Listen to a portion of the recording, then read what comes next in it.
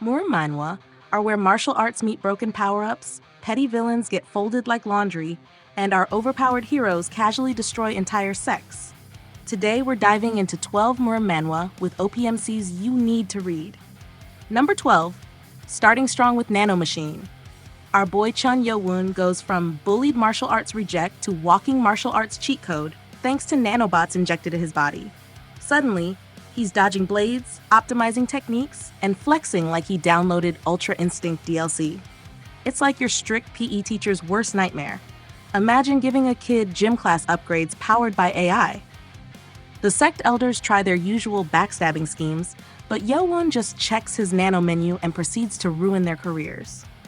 Sure, it dips into convenient upgrade of the week territory sometimes, but watching Yo-woon glow up is addictive. Honestly, it's one of those rare manhwa where the overpowered growth actually feels satisfying, instead of press X to win. But what happens when cheat codes get replaced by pure grit? Number 11. Sliding in with Legend of the Northern Blade. Jin Muon is basically Murim Batman, brooding, underestimated, training in the shadows while his father's legacy gets trashed. Everyone thinks he's weak, but behind the scenes, he's grinding harder than your MMO-obsessed cousin at 3 a.m. His martial arts? Sharp. His sword? Sharper. His attitude? Mess with me, regret instantly. What makes this manhwa so good is the weight. It feels like a tragedy mixed with revenge, sprinkled with fights that are pure cinematic gold. Muon doesn't scream OP in a flashy way, but when he unsheaths that blade, everyone else realizes they're extras in his movie. Cold, ruthless, but so satisfying to watch unfold. But what if the next MC is totally unhinged? Number 10. Kicking off with Return of the Mad Demon, our MC literally dies, then respawns back in time before his downfall. Classic I've made mistakes, let's fix it Murim reset. But here's the twist. He's not your noble hero type. No, this man is insane, unpredictable, and violent in the funniest way. Picture Deadpool with martial arts skills and Murim politics sprinkled in. His antics will either make you laugh or make you question his sanity. Enemies think they're prepared until they meet his chaotic energy. He's basically an OPMC who wins fights by being both technically skilled and unhinged. Peak comedy, peak chaos, peak don't mess with this lunatic. Speaking of chaos, what if gaming logic entered Murim? Number 9. Murim Login. Sliding to Murim Login. Okay, so imagine grinding an MMO so hard that suddenly you wake up inside the Murim world itself. Except this game has permadeath, terrifying bosses, and no pause button. Our MC, Jin Tae-kyung, goes from broke gamer to Murim legend using skills he literally farmed online. It's like if Sword Art Online and a Wuxia novel had a hyperactive love child. What I love here is the creativity. Jin treats martial arts like patch updates, adapting strategies like he's raiding a dungeon. Villains underestimate him, but he just drops a combo they've never seen before and clowns them. It's fun, it's meta, and honestly, one of the more refreshing Murim titles with an OP twist. But next, forget fun, let's go full dark assassin. Number 8. Reaper of the Drifting Moon. Landing on Reaper of the Drifting Moon. Alright, this manhwa doesn't mess around, it's dark, gritty, and absolutely brutal. Our MC Pyo Wol starts as a slave, forced into the deadliest assassin training program imaginable. And he doesn't just survive, he thrives, evolving into the ultimate Shadow of Death type character. His power doesn't come from magic nanobots or game systems. It's pure survival, cruelty, and precision.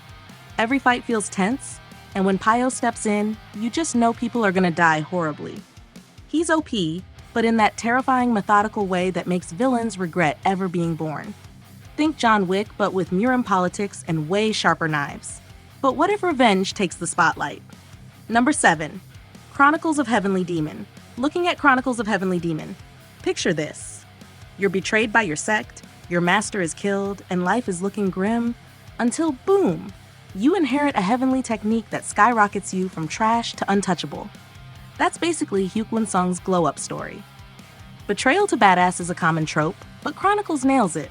The cultivation growth feels legit, not just, hey, new power unlocked conveniently. And Sung's rise from an outcast to a powerhouse in the demonic cult is such a satisfying revenge arc. Plus, the art absolutely slaps when the fights go full fireworks. It's dark, dramatic, and full of those, yes, get them moments. If you love revenge stories with martial arts flavor, this one's a must-read. Next up, we're trading revenge for parenting? Number 6, Peerless Dad. Marching to Peerless Dad. No Gajang is easily one of the most relatable Murim protagonists. He's not some edgy demon reincarnation or a nano-upgraded genius. He's just a dad trying to raise his kids, while being ridiculously strong. His struggles with parenting are hilariously wholesome, but when danger comes knocking, Gajang goes full beast mode. It's like watching your goofy uncle suddenly reveal he's a legendary warrior who could solo a sect with one hand while cooking dinner with the other. The mix of slice-of-life comedy with jaw-dropping action is what makes Peerless Dad stand out. He's OP, but in the most grounded, lovable way possible. But what if OP meant breaking limits from birth? Number 5, Fist Demon of Mount Hua. Cracking into Fist Demon of Mount Hua.